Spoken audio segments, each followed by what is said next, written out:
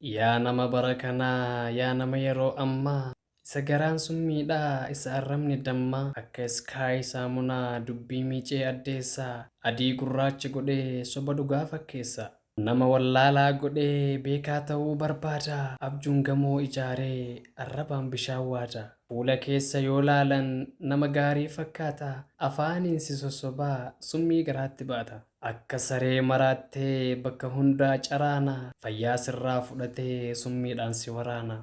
Gubbaarra laallaan nama garuu garaan abidda, osoo fira koo jettuu bofa ta'ee si idda. Nama beekaa fakkaata gaafa laalan halaala, itti dhihaattee barraan garuun immoo wallaala. Simboo qabeessa jettaan yogguu ilaaltu fuula, beekumsi isaa zeeroo sammuu duwwaan of tuula. Kan biraa gowwaa godhee abshaala ta'uu fedha, arraba isaa dheeressee araadaa ofiin jedha. Garuu araadaa miti qadaadaa ta'uu bara, arrabatu dheerate beekumsi isaa yara. Galgala fayyaan galee ganama dhibeen ba'a, har'a leenca fakkaatee borummoo siree ta'a. Qeerransa ta'ee aadee booyyee ta'ee caraana, rasaasa ta'ee ba'ee eeboo ta'ee waraana. Suuta deemisiin jedhee ofii ammoo ni fiiga, harka mirgaan ijaaree harka bitaatiin diiga.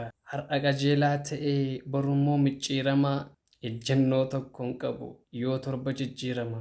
Dhugaa ukkaamsuuf jedhee wadaroo meeqa fo'a, gadda kan keetiif kolfii gammachuu keetiif boo'a.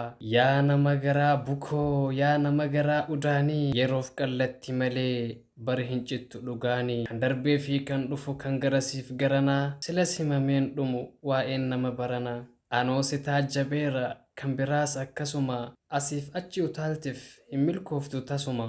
Yaa namana of ilaalii dhaabbadhu, kaleessa fi dheengadda wanta goote yaadadhu. Kan dhufuuf of sirreessi isa darberraa barii, dhiifama siin jedheera yoonatti artistarii.